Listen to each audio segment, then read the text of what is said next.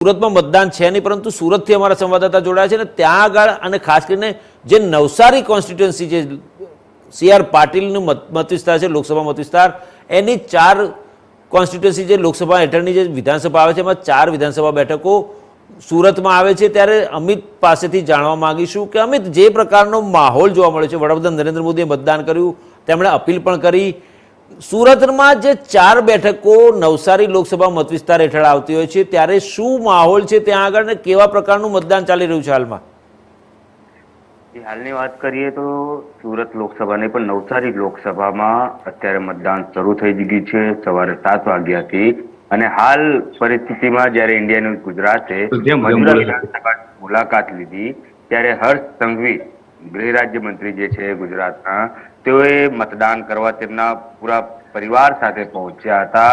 તેમના પિતાજી જે છે તેમની વ્હીલચેર પર તેઓ પોતે લઈને ચાલતા નીકળ્યા હતા ઘરેથી, અને સાથે સાથે ઢોલ નગારા સાથે તેઓ નીકળ્યા હતા। તો સૌથી પહેલા તો ઢોલ નગારા જ્યારે શરૂ થયા ત્યારે આજુબાજુના વિસ્તારના લોકો પણ જાગી ગયા, અને જતા જતા હર્ષ સંઘવીએ તમામ લોકો જે મળતા ગયા તેમને કહ્યું કે જરૂરથી જરૂર મતદાન કરવા પહેલા પહોંચો, કારણ કે મતદાન એક એવો પર્વ છે જે આપણે ઉત્સાહભેર ઉજવતા હોય। દર 5 વર્ષે તમામ જે તહેવારો છે દર વર્ષે આવે છે, પરંતુ મતદાન એક એવું પર્વ છે જે દર 5 વર્ષે આવે છે ને આપણે એમાં ઉત્સાહભેર ભાગ લેવો જોઈએ। તમામ લોકો જયારે હર્ષ સંઘવી પોતે મત આપવા ગયા ત્યારે તેઓ પણ લાઈનમાં ઉભા રહ્યા। એમની કરતા પહેલા જ કેટલાક લોકો ગયા હતા તે જોઈએ હર્ષભાઈએ પોતે લાગણી અનુભવી કે મારા આજે નવસારી લોકસભાના જે મતદાતાઓ છે તે કેટલા જાગૃત છે, તમે ક્યાંક ને ક્યાંક જે મતદાતાઓમાં જે ઉત્સાહ હતો। અમિત એક મિનિટ રોકાજે। ટેકનિકલ ટીમ જે અવાજ આવી રહ્યો છે એ શેનો અવાજ આવી રહ્યો છે એ લોકોને મ્યુટ કરજો।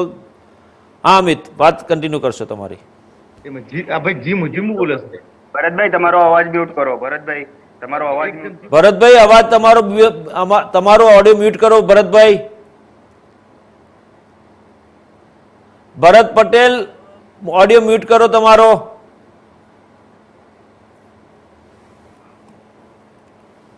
હા અમિત, કન્ટિન્યુ કરો તમારી વાત। ચોક્કસપણે જયારે તેઓ પહોંચ્યા હતા, મતદાન કર્યું, મતદાન બાદ ત્યારે મીડિયા સાથે તેમને વાતચીત પણ કરી, અને જે લોકો હજી સુધી નથી પહોંચ્યા તેમને પણ વહેલી તકે પહોંચવાની વાત કરી હતી। આ મતદાનની સાથે સાથે તેમને એક અગત્યની વાત કહી છે, જે મૌલવીને લઈને જે સુરતથી પકડાયો છે ત્યારે તેમને એવું કહ્યું છે કે રાજનીતિનો અવસર મળતો રહેશે રાજનીતિ કરવાનો, પરંતુ જે અન્ય પાર્ટીઓ જે છે સીધું નિશાન એમને કોંગ્રેસ પર કર્યું હતું કે જે દેશની સુરક્ષાની વાત આવે ત્યારે તેમાં રાજનીતિ કરવી નહીં। આ મહત્વની વાત હર્ષ સંઘવીએ મીડિયા સાથેની વાતચીતમાં જણાવ્યું હતું। ને સીધી વસ્તુ છે, રાજનીતિ કરવી જોઈએ, બધાએ જ કરવી જોઈએ, લોકોના પ્રશ્નો ઉઠાવવા જોઈએ, લોકોને જે તકલીફ પડતી હોય તે બાબતે ચર્ચા થવી જોઈએ, પરંતુ જે રીતે મૌલવી પકડાયો છે, હિન્દુ નેતાની મારવાની ધમકીઓ આપી રહી છે, કેટલાક કોમવાદ પણ આ સમયે ફેલાઈ શકે છે, તે અનુસંધાને હર્ષ સંઘવીએ અપીલ કરી છે તમામ રાજનીતિક પાર્ટીઓને કે આમાં કોઈ રાજનીતિ ના થવી જોઈએ। જે પણ ગુનેગાર હોય, જે પણ સંડોવાયેલા હોય તે તમામને સજા થવી જોઈએ।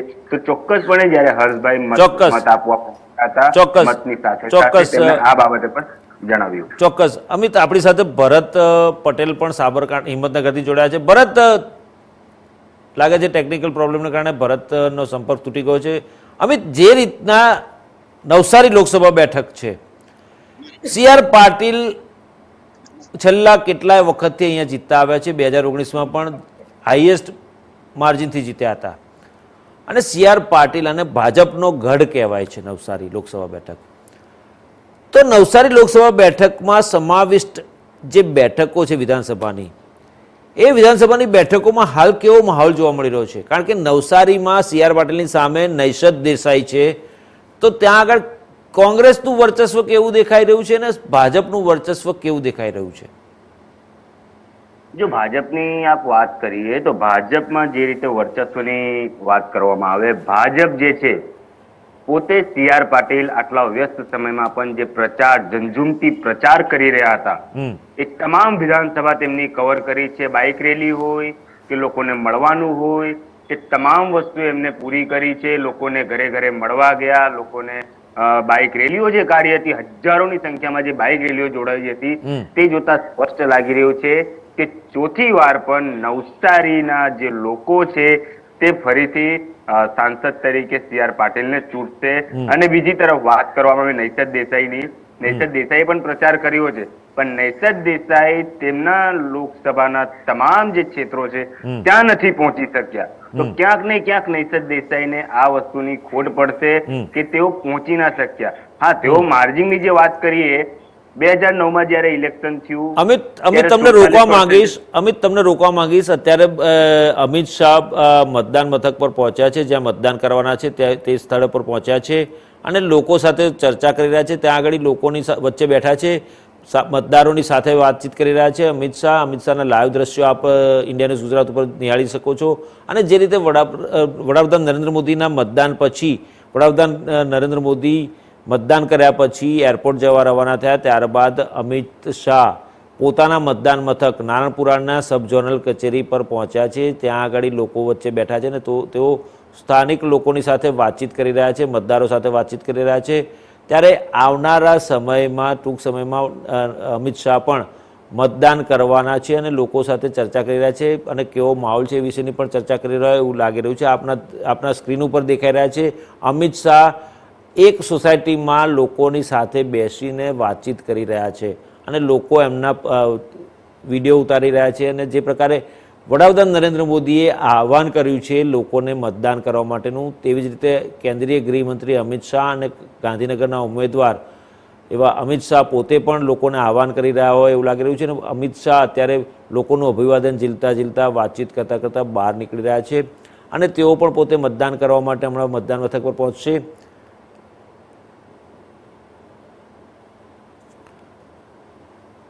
જી અમિત, તમારી વાત આગળ ચાલુ રાખશો.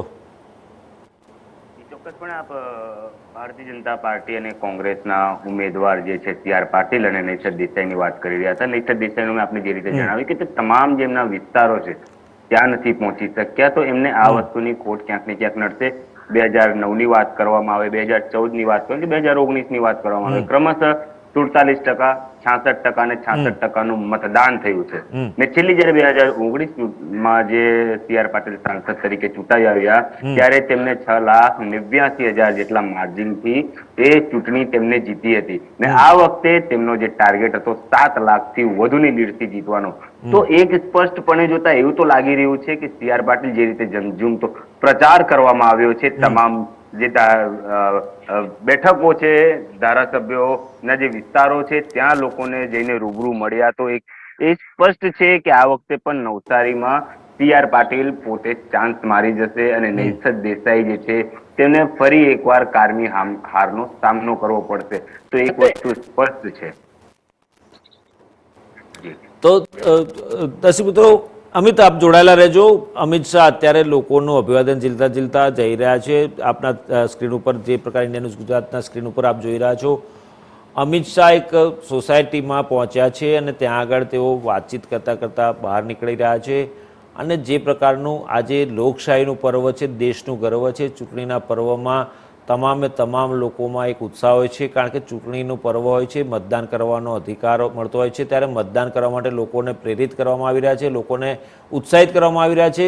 ચૂંટણી પંચ દ્વારા પણ જાગૃતતા ફેલાવવા માટે અનેક પ્રયાસો થયા છે અને એના ભાગરૂપે પહેલા 2 ચરણમાં આપણે જોયું કે જે પ્રકારનું મતદાન થયું છે, 3જા તબક્કાનું આજે મતદાન ચાલી રહ્યું છે, તે સાંજ સુધીમાં મતદાન કેટલું થશે તે ચોક્કસ ખબર પડશે. પરંતુ એક વસ્તુ ચોક્કસ છે કે ચૂંટણી પંચ દ્વારા જે કામગીરી કરવામાં આવી છે તેની સરાહના વડાપ્રધાન નરેન્દ્ર મોદીએ પણ કરીને વડાપ્રધાન નરેન્દ્ર મોદીએ ખાસ અભિનંદન પાઠવ્યા, કારણ કે જે પ્રકારે ટેકનોલોજીનો ઉપયોગ કરીને લોકોને મતદાન કરવા માટે પ્રોત્સાહિત કરવાની વાત હોય કે લોકોને યાદ કરાવવાની વાત હોય, ટેકનોલોજીનો મહત્તમ ઉપયોગ કર્યો છે ચૂંટણી પંચે આ વખતે. અને તેના કારણે વડાપ્રધાન નરેન્દ્ર મોદીએ જે પ્રકારે અભિનંદન પાઠવ્યા છે. અને આ જ ચૂંટણીનો બીજો તબક્કો ચાલી રહ્યો છે ત્યારે અંબાજીથી અમારા સંવાદદાતા મનીષ જોશી પણ અમારી સાથે જોડાયા છે. મનીષ, અંબાજીમાં કેવો માહોલ છે? કારણ કે બનાસકાંઠામાં 2 મહિલા ઉમેદવારો, બનાસકાંઠા લોકસભા બેઠકમાં આ અંબાજી આવતું હોય છે, ત્યારે બનાસકાંઠામાં કેવો માહોલ જોવા મળી રહ્યો છે? કારણ કે 2 મહિલા ઉમેદવારો છે, કોંગ્રેસ અને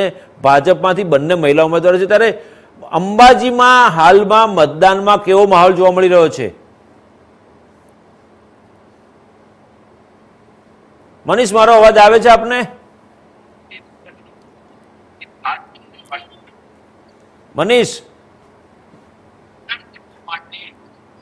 મારો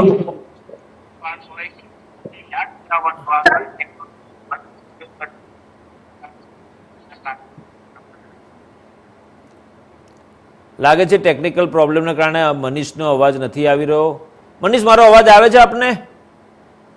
અરે સામેનો કેમેરો કરવા શું કરવાનું? લાગે છે મનીષને કોઈ ટેકનિકલ પ્રોબ્લેમ લાગે છે.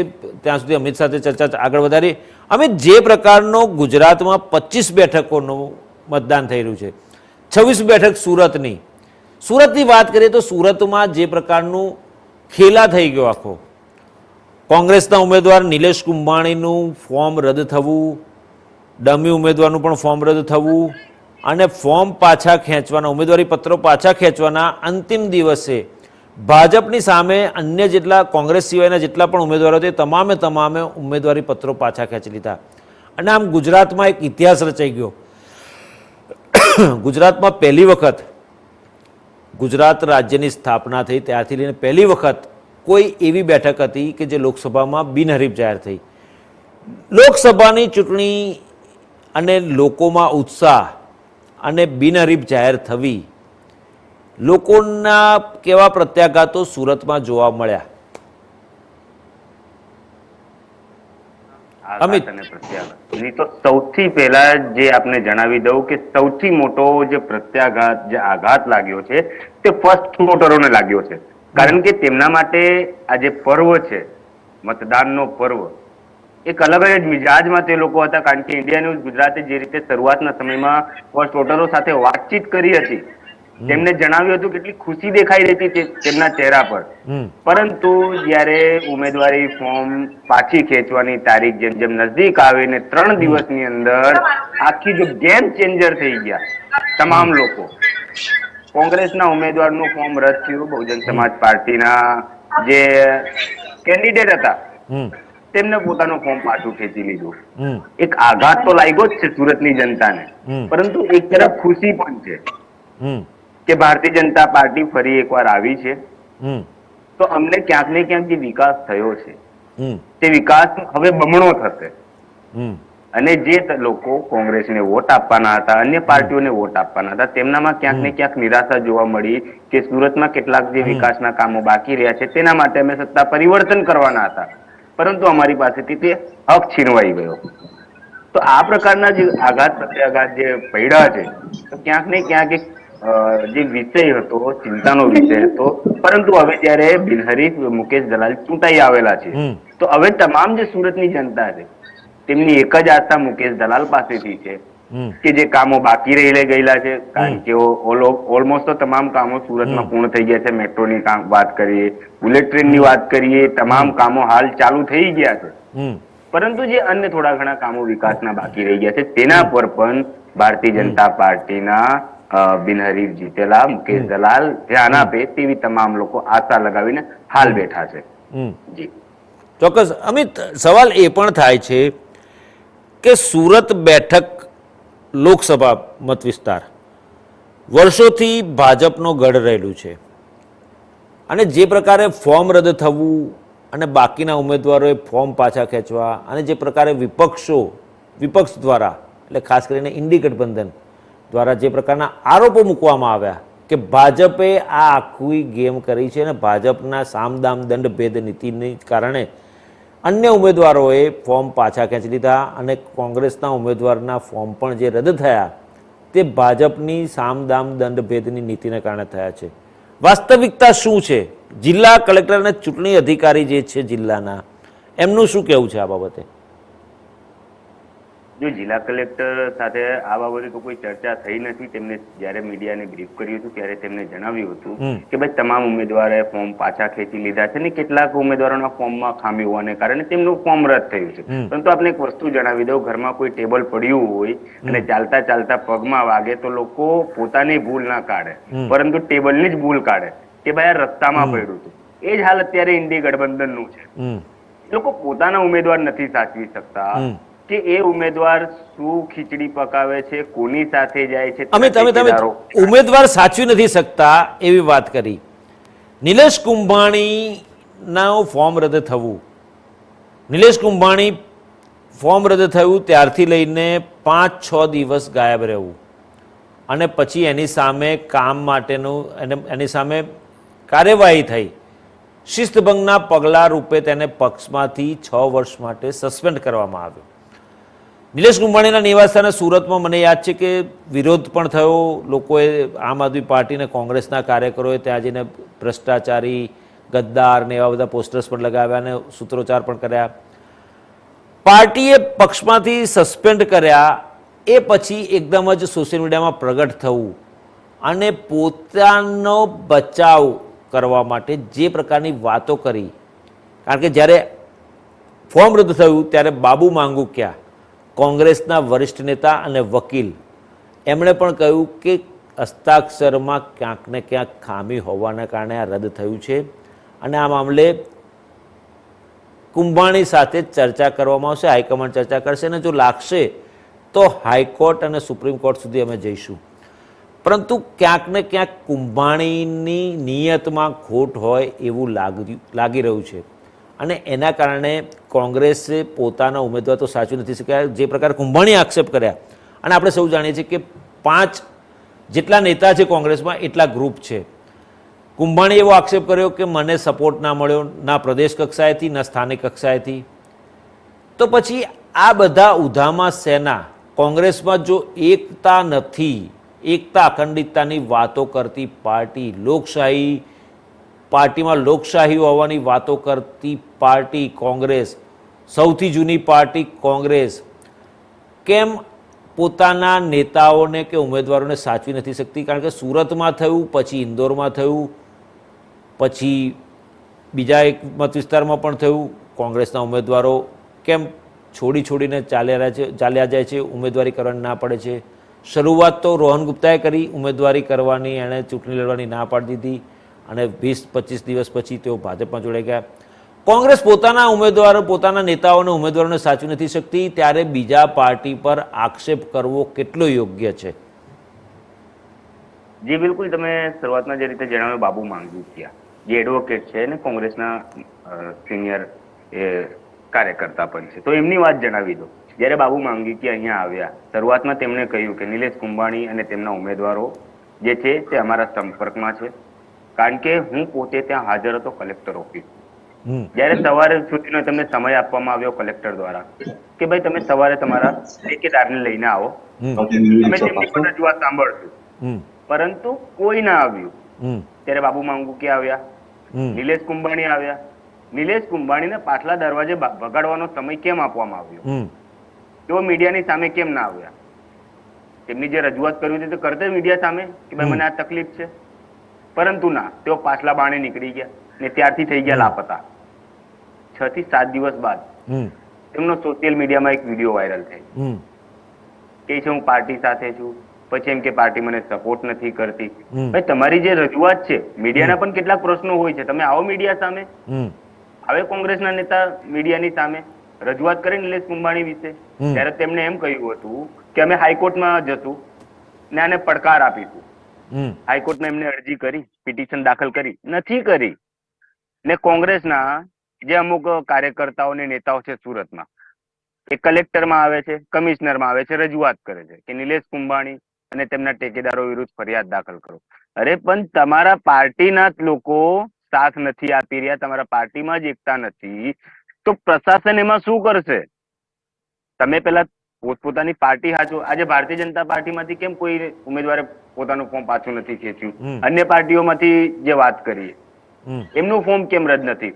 ને નિલેશ કુંભાણીનું ફોર્મ રદ થવાની આપણે વાત કરીએ, એફિડેવિટ જે થઈ, જે એમના હસ્તાક્ષરો ટેકેદારે કર્યા, નિલેશ કુંભાણી કઈ નવા તો હતા નહીં, એમને વિધાનસભાની ચૂંટણી લડી છે, કોર્પોરેશનની ચૂંટણી લડી છે, એમનાથી આવી ભૂલ ના થાય. તો ક્યાંક નહીં ક્યાંક કોંગ્રેસ કાર્યકર્તાઓ જે કહે છે કે તેમને સોદો કર્યો, પુરાવા કોઈ પાસે નથી. બરાબર કે હા તેમને સોદો કર્યો, પરંતુ મનમાં આવે તે બોલી જવું છે કે તેમને સોદો કર્યો, તેઓ વેચાઈ ગયા, તેઓ ગદ્દાર છે. તો આ તમામ વસ્તુઓ છે. નિલેશ કુંભાણીના મનમાં જે આવ્યું તે કર્યું. ભારતીય જનતા પાર્ટીના બિનહરીફ ઉમેદવાર ચોક્કસ મુકેશ દલાલ જીતી ગયા. તો હવે એમાં કોઈ માથાકૂટ કરીને એ લોકોને કોઈ સમય વ્યર્થ કરવાનો સમય નથી. એમને જ્યાં તેમની સરકાર બનાવવાની છે, જે ઉમેદવારો હાલ લડી રહ્યા છે તેમને સપોર્ટ કરે. બરાબર, ચોક્કસ. અમે તમારી સાથે જોડાયા બદલ ખૂબ ખૂબ આભાર અને ચર્ચા કરી. દર્શકો, તો જે રીતે વડાપ્રધાન નરેન્દ્ર મોદીએ ત્રીજા તબક્કામાં ગુજરાતમાં ત્રીજા તબક્કામાં 25 લોકસભાની બેઠકો અને 5 વિધાનસભાની પેટાચૂંટણીનું મતદાન શરૂ થઈ ગયું છે. સવારે 7 વાગ્યાથી વડાપ્રધાન નરેન્દ્ર મોદીએ અમદાવાદની રાણીપમાં આવેલી નિશાન શિક્ષણ સંકુલમાં સવારે 7:30 વાગે મતદાન કર્યું. તેઓ જ્યારે પહોંચ્યા ત્યાં રાણીપ નિશાન સ્કૂલ પાસે, ત્યારે ત્યાં આગળથી તેઓ ચૂંટણી પંચના નિયમો અનુસાર પોતાના વાહનમાંથી ઉતરીને ચાલતા ગયા હતા મતદાન મથકમાં. સામાન્ય વ્યક્તિની જેમ તેમણે પોતાના ઓળખપત્ર બતાવ્યું, ત્યાં સહી કરી અને પછી મતદાન કરીને તેઓ બહાર આવ્યા. બહાર આવીને તેમણે મતદાન કરીને આવ્યા અને નિશાન પણ બતાવ્યું અને લોકો સાથે, સામાન્ય નાગરિકો સાથે, નાના ભૂલકાઓ સાથે વાર્તાલાપ કર્યો, તેમના માથે હાથ ફેર્યો. એક પરિવારના મોભીની જેમ વડાપ્રધાન નરેન્દ્ર મોદીએ આજે જે પ્રકારે લોકો સાથે વાતચીત કરી અને લોકોના ખબરંતર પૂછ્યા અને જ્યારે મીડિયા સમક્ષ રૂબરૂ થયા ત્યારે પણ તેમણે મીડિયા સમક્ષ આવીને પણ સૌથી પહેલાં મીડિયાના લોકોની ચિંતા કરી. કારણ કે મીડિયા, લોકસભાની ચૂંટણી ચાલી રહી છે અને મીડિયાને રોજે રોજ દોડધામ છે, ત્યારે તેમણે મીડિયાને ખાસ આગ્રહ કર્યો કે તમે લોકો દોડધામ કરો છો, ઘણી સારી વાત છે અને એ કરવું જોઈએ, પરંતુ તમારા સ્વાસ્થ્યનું પણ ધ્યાન રાખવું જોઈએ, વધુમાં વધુ પાણી પીવું જોઈએ. કારણ કે જે પ્રકારનો ગરમીનો પ્રકોપ છે અને દોડધામ કરવાની છે ત્યારે પાણી પીવાનું રાખવું જોઈએ અને તમારા આરોગ્યની પણ કાળજી રાખવી જોઈએ. અને મીડિયાને પણ અભિનંદન પાઠવ્યા. સાથે સાથે ચૂંટણી પંચ દ્વારા જે પ્રકારે ચૂંટણીનું આયોજન કરવામાં આવ્યું છે અને જે રીતે વડાપ્રધાન નરેન્દ્ર મોદીએ ચૂંટણી પંચને આભાર માન્યો, અભિનંદન પાઠવ્યા અને કહ્યું કે 2 તબક્કાનું મતદાન પૂર્ણ થયું, ત્રીજા તબક્કાનું મતદાન ચાલુ થયું છે, હજુ 4 તબક્કા બાકી છે. 2 તબક્કામાં જે રીતે શાંતિપૂર્ણ માહોલમાં એકાદ બે નાની છૂટક-મૂટક ઘટનાઓ બની હશે, પરંતુ ક્યાંય હિંસાની ઘટનાઓના સમાચાર નથી. ત્યારે ચોક્કસ વડાપ્રધાન નરેન્દ્ર મોદીએ ચૂંટણી પંચને વિશેષ અભિનંદન આપ્યા અને ખાસ લોકોમાં અવેરનેસ આવે મતદાન માટેની, એ માટે ટેકનોલોજીનો ઉપયોગ કરીને વડાપ્રધાન નરેન્દ્ર મોદીએ કીધું કે ટેકનોલોજીનો ઉપયોગ કરીને ચૂંટણી પંચે જે કામગીરી કરી છે, એક ઘડિયાળ મૂક્યું છે. ઘડિયાળ તમને દેખાડે છે, બતાવે છે કે તમારે મતદાન કરવા જવાનું છે, મતદાન માટેની યાદ અપાવે છે. આ એક ટેકનોલોજીનો ઉપયોગ કરીને જે પ્રકારે ચૂંટણી પંચે કામ કર્યું છે તેના માટે અભિનંદનને પાત્ર છે. સાથે સાથે ચૂંટણીની કામગીરીમાં જોડાયેલા કર્મચારીઓ, અધિકારીઓ અને સુરક્ષા બળોને પણ તેમણે અભિનંદન પાઠવ્યા હતા. અને જે પ્રકારે આખું મેનેજમેન્ટ કર્યું છે, જિલ્લાના જે તે રાજ્યના જિલ્લા, શહેરોના જિલ્લા કે શહેરોના વહીવટીતંત્ર દ્વારા જે પ્રકારનું આયોજન કરવામાં આવ્યું છે મતદાન માટેનું,